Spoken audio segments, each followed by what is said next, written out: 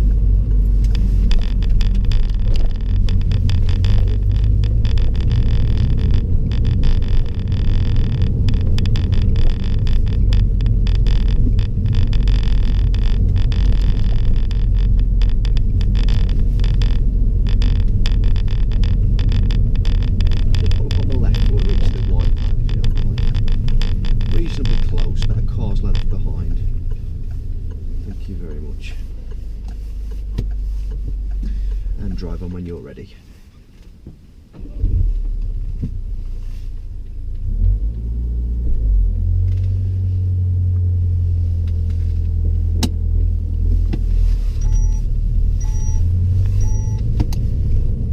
And take the next road on the left.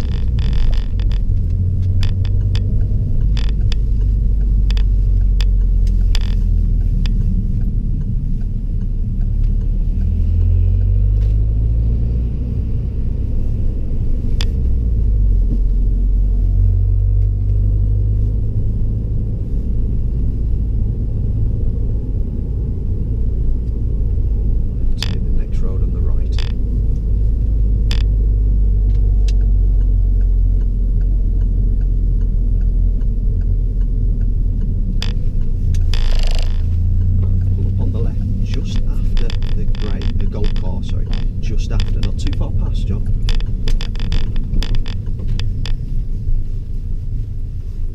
Thank you.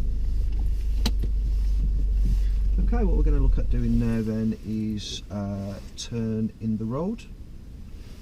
So I'd like you to turn the car around to face the opposite direction without touching the curbs.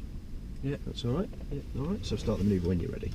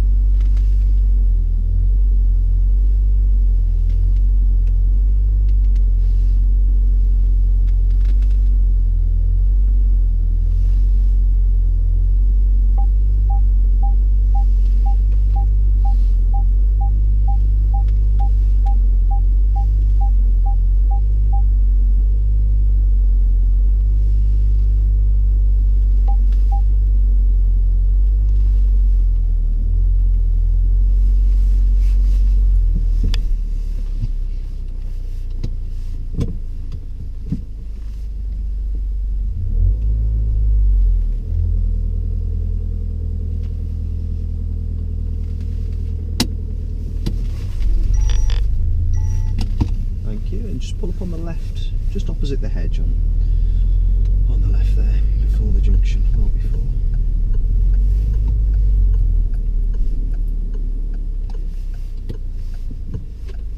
Okay, did you want to reset that door mirror?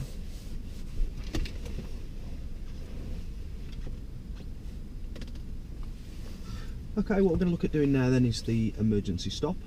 So I'm going to make sure that it's safe before I give you the instruction, and I'm going to put my hand out like this and I'm going to say stop. Okay, I want you to stop the car then like it's an emergency sort of thing. You're to practice with your instructor. Alright? Yeah. Drive on when you're ready. Which way we're turning at the bottom? Turning left please at the end.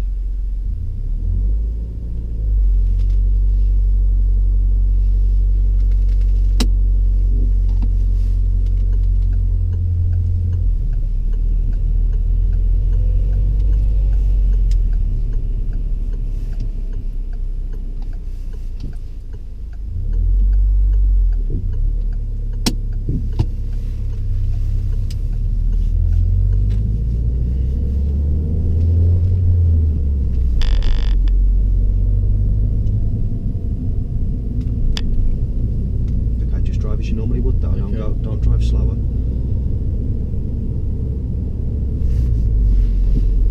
Stop! Thank you.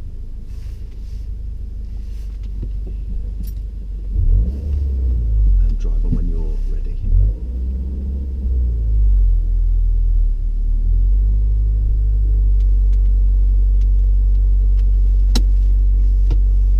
Thank you. And we'll be turning left at the end, please, John.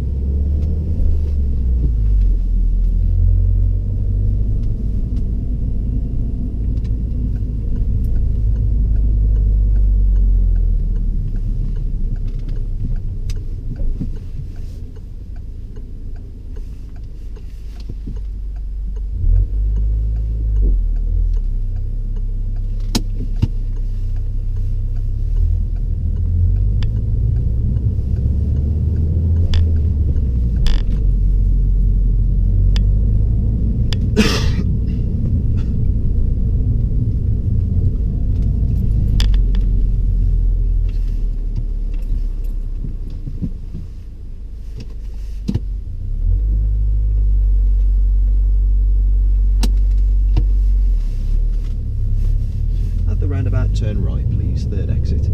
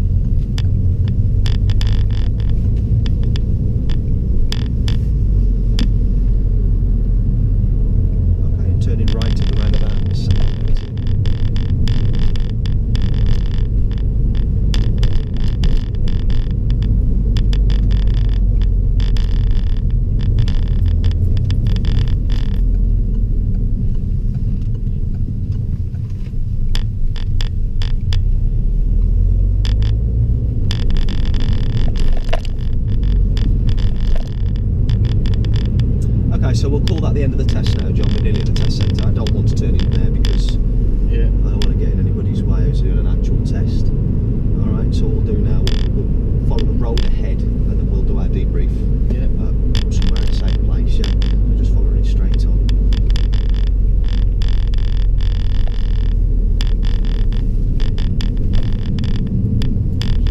Okay then, John, let's talk through this debrief. So there's 10 driving faults there, 2 of which, well, there's 10 faults plus 2 serious faults there. Yeah. So, would you like me to talk through Yeah. where you went wrong? First of all, is there any areas that you're aware of? Roundabouts. Roundabouts, yeah. So there's a bit of hesitation going on at the roundabouts. On the drive to Sykes, we've for purposes of the camera, we've driven somewhere, aren't we, safe, away from the test centre, so that we're not disrupting. And we've had a look at the same roundabout. It's the roundabout that leads to Acorn Way from, as if you're coming up Rains Way. So we went straight on, didn't we? Yeah. And what did you do with your lane positioning? Went in the wrong lane. Or what didn't you? Yeah, so it starts off right-hand lane, and then the right spirals to the middle. Well, it doesn't spiral at that point, it just opens up, and then you as the lead car have a choice of which one you take of the two. You took the correct one, but then when you drove forward, then you now know what you didn't do, because we've just looked at it off camera. What are you meant to do at that roundabout then? I'm going to stay in the left-hand lane. I wouldn't say stay in there, because you weren't in there to begin with, but you're going to drive straight forward into the left, have a check over your left shoulder as you're doing it. Do you remember why that is? If someone's come in up here. Well, yeah, if this is what you mean, the car's on the left, it's left only there for those, but they might get that wrong, not read floor markings, and might go straight on with you. And 2 cars going into one lane is never going to be a good thing. So yeah, is that clear? So you went into the right-hand lane. What's the danger there? Cutting someone up. Yeah, could be somebody on the inside of you. You just would have wiped them out. So a serious fault there, and that's for lane discipline. I've put that one for. Now I'm going to circle them as we've talked about them, so I know that which ones I've talked about. Any other areas that you're aware of? Oh, let's talk, while we're on the subject of roundabouts, let's talk about, because I've got 3 marks for undue hesitation. Yeah. And 2 of them was roundabouts, and 1 of them was a junction. But the one where I've marked it for undue hesitation, kind of, you might approach it like a roundabout because of the fact it was open. It was as it was coming through Bredsall, we turned left, and there was a car reasonably close behind there, and it was clear as day to the right. It was really open, visibility was great, but we still stopped, handbrake on, and then had a look. But really, what would have been better on such an open junction? Just taking your time, I suppose. Well, yeah, we've got to slow down, because we've got a bit of turning to do when we come out the road, and we want to have a good look. We want to, we don't want to be chancing it and risking it, but because visibility was so good so far back, you could have got into second gear, clutch up, because early on you'd be looking and you'd see out your peripheral. There's no hedges, there's no fences, there's no bushes or whatever that's blocking my view. So I'm going to start, oh, actually, this is a second gear job here, this is. So that's what you should have done earlier. Yeah. And you could have literally just followed because the road was almost, there's the road you've come out of, but the road that you want to go on bends round in front of you, so it's very, very visible. Skip back to it when you watch this back and you'll see. So basically the danger there is the car behind would not expected you to stop there, and they got really close, so therefore a driver error there. Does that make sense? Yeah. It's the same thing with your roundabouts, which is why we generally stop in and going into first gear. You're not getting into a lower gear early enough and getting the clutch up. How many car lengths, when we covered roundabouts, and just I've not really noticed it before today, so I don't know whether it's to do with the mock test or what. How many car lengths that you're doing this? How many car lengths would you be selecting second or third and clutch up? Is it 2? Roughly 2. If it's third gear, you're going to be going a bit quicker, so I'd probably suggest 3 car lengths back. This is just a rough guide, it's not set in stone, but it can be something that can help you. Yeah, and it's going to give you that window of opportunity to look, isn't it? Look sort of forwards and right, and make your mind up. What are roundabouts designed to do? keep traffic flowing. Yes, and you're not, are you, Yeah. at the moment? So, very close there. And I've put it in undue hesitation. Maybe an examiner would mark it differently, I don't know. But either way, it's still the same Yeah. danger that we're talking about. That nearly accumulated into 4 then and could become a serious fault there. So just the 3 there for today. So we're going to go off and work on that now, I think. Work on your roundabout approaches. Is that okay? Yeah. So there's that covered.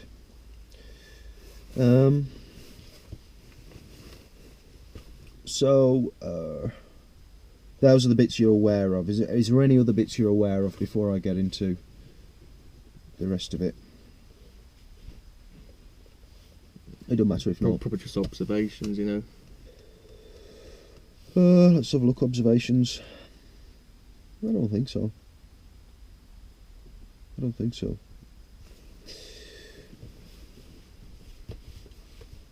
Positioning, normal driving. So when we was coming down, I forget which road it was now. I think it might have been Rainsway. Just was sort of, or was it the beginning of Acorn Way? Forgive me, I can't remember exactly. You might be able to. It's fairly early on in the test, and it was one of the first faults that I recorded. Just positioning left of the centre line, and we was just driving in a straight road. What's the danger in being too close to the centre line for normal driving? Because merge into the other lane. Could do. What about if the other traffic's position is bad as well? You're going to hit each other. You could do. Or if they're turning right, they're going to position towards the middle, aren't they, as well? So you can end up knocking a door mirror off, or worse, like you said, Yeah. hitting. So we don't want to be doing that. They could be overtaking cyclists and stuff like that as well, so just be careful with that one. So positioning, normal driving. We moved off. We did the angle start. I give you, it's quite late instruction actually, but you responded well, and we pulled up behind a transit van towards the end of the test this was. And what I've noticed is when you find your bite, it tends to always be a really high one regardless. Yeah. I want you to think more about the gradient that you're dealing with, and I mean, for a start, you know, if you're not on a slope, you're not going to roll back anyway. So all you need is you might be just before the bite, but basically when you release handbrake, you are ready to go, and there's not a time gap in between. Yeah.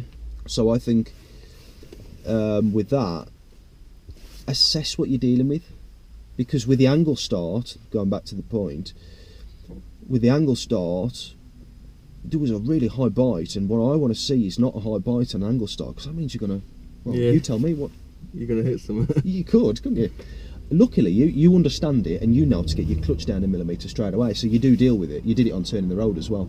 Yeah. Yeah, and you do need a slightly higher bike, 'cause dealing with camber on turning the road, but it's something to think about, you know. Don't make life even harder. Yeah. So I just thought control was a bit of a Yeah. was affected there slightly. I asked you the first time. I asked you to pull up. We'd just come off a roundabout, the end of Acorn Way. We'd turn right, and then we're I can't think. Is it Morley Road then? I'm not sure. But anyway, I asked you to pull up on the left. You had a few opportunities to pull up on the left, and it seemed like you wanted to go a bit further and around the bend for some reason. If it looks good, go for it, you know. Yeah. Yeah, don't, because if you keep driving, you're going to run out eventually. But you parked eventually in a place that was alright, really. But it was the way that you braked quite harsh, and I think it was to stop yourself going past a raised curb and covering a driveway. Yeah. Yeah. Now, I don't think you're aware of this, but, and I know you checked your mirrors before you stopped, sorry, before you started to slow down. What happened was, there was a white Kia behind us, and basically everybody travels too close, don't they, to us? So as you're slowing, that car's getting closer, and you're slowing, and it's getting closer, and it hasn't yet moved out to overtake. It's still in a place where it could clip us. So, but as you stop to stop yourself rolling past the raised curb and covering just a little bit, covering somebody's driveway, you've then sort of stepped on the brakes a lot. Yeah. For me there, I was watching in the centre mirror, that car was close, and it didn't expect you to just go on the brakes. Yeah. So therefore, I would advise you, well, what do you think would be better next time? To give him like a warning. Well, you was on the brakes, but not, you was at a certain thickness on the brakes. What you need to do is, you need to tell your foot how to control the brakes. The only way you're going to do that is frequent use of this mirror as you're slowing and throughout the slowing. So keep checking it, I would. Just check it before you slow, during, and even just as you're coming to a stop. Again, because what you might decide to do is come back off the brakes and just let it roll for longer. I assure you, covering a driveway by this much is better than somebody taking the back corner of your car out. Does that make sense? Yeah. So just keep tabs on it. Okay. Just before we did the turn in the road, we turned into a side road, right turn. Yeah. Do you remember what the approach was like? Quite tight. Quite tight. What gear did you approach in, considering it was tight? It should have been second. It should have been, yeah. It was in third. Yeah. And you knew it weren't right 'cause she was braking. Yeah, You was trying to slow it down. Why wouldn't it really slow down that much? It was giving you a bit of grief, the car was. What was it doing? Do you remember? Trying to stall. Yeah, it was the beginnings of it, wasn't it? Where it starts rumbling and juddering and vibrating and whatnot. So, what are you going to do differently next time? Going second. I know, and you do usually, don't you? I don't know why you did that. You did slow it down, but the car didn't feel very nice. So I think Junction's approach speed is the appropriate one there. Now, the other fault then is changing direction. Excuse me. Changing direction, and it comes under excuse me, John. Use of mirrors, rear obs, which is like checking shoulder check, blind spot. For me, sometimes when you're changing lanes, the blind spot was very. I'm not convinced that you're getting your eyes into the blind spot. Sometimes it wasn't there clearly, but other times it was sort of a little bit there, but not enough. Why do we need to check the blind spot when changing lanes? Make sure nothing's there, you know. But you've checked your mirrors though, haven't you? They don't come with a blind spot though. Perfect, that's what I wanted to hear. So let's just clarify. The blind spot then is beyond your peripheral from looking forwards. So for me, I can just about see my my hands at the moment, but any further back and I can no longer see them. Now I can see them. So what all you're doing though is getting your eyes like there. Yeah. So you're only expanding a little bit, look. Do you see what I mean? So when I turn my head, this is my peripheral. Whereas really, you want to be doing a full. Your body's not moving, your shoulders. We've talked through this before, haven't we? But it's just a quick glance. But I think it needs to be a bit more thorough, because for me, I think you could miss something. Yeah. I really do. Yeah, particularly something that's more difficult to see, like a bike or something like that. Okay, so there's 3 of those. There could have been more, I feel. Yeah. But maybe a few I'll give you the benefit of that, because you sort of, there wasn't many cars around, and some checks was more convincing than others. You'll see when you watch it back. One more fault for lane discipline. So this is where the 2 series have come in. It was the end of the test. It was the second to last roundabout that we turned on. Yeah. We turned right. After a bit of hesitation, we turned right there. And you're right, you could have gone. You said it yourself, didn't you? If only you'd have approached, though, in the way that we talked about, in gear. I thought, before we got to the roundabout, I thought you did a good job with dealing with that car that comes screaming around the corner. You had to react fast there, didn't you? Yeah. And tuck in and stop us, and you did. So well done. Just while it's in my mind as well, the turning the road, don't need to set the door mirror down on turning the road. It's all just, and you was doing this as well, looking over the right, when you lean over the right shoulder and look over in that corner, the curb should run into the corner, corner of the door. Anyway, going off track slightly. When you turned right at that second to last roundabout, before the test finished, you went from right lane to middle. as you come into the new road, because there's 3 lanes in the new road. Do you remember? Yeah. What's the danger there? Hitting something. Yeah. Confusing people. Do the mirrors show round bends? Not really, no. They're showing straight lines, don't they? For that reason, I think you're much safer to change lanes once you've come off the roundabout. Plus the fact, because you've been turning at quite a tight angle coming round the roundabout, you've been fairly slow, haven't you, as you come round. A car could be, there was a black Range Rover, I think it was Land Rover, same thing, aren't they? Coming across. I reckon we at least cause that to ease off the gas, if not brake there. Because they're going to speed up, aren't they, as they're coming across the roundabout and off the roundabout, whereas you're still steering, so you're just a bit slower still, and then you've changed.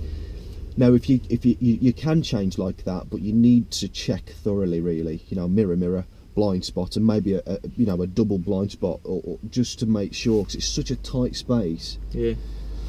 For me, there, I thought that, and you'll see me react. I need to make, because I don't know. So I have to make sure it's safe for you to just continue what you're doing without me grabbing the steering wheel or something, and then, you know, it wouldn't be a serious fault, it'd be a dangerous fault in that case. But does that make sense? Yeah. So that's all the faults talked about. Do you feel that from our discussion that you're able to put these right going forwards? So as a plan, I think first of all, let's look at roundabouts approaching, and then we'll look at at the same time we'll look at roundabouts coming off, you know, and staying in lane and stuff like that. But yeah, that's it really. So any questions? I'm good. Yeah, cool. Let's have a look at it then. Let's see what we can do.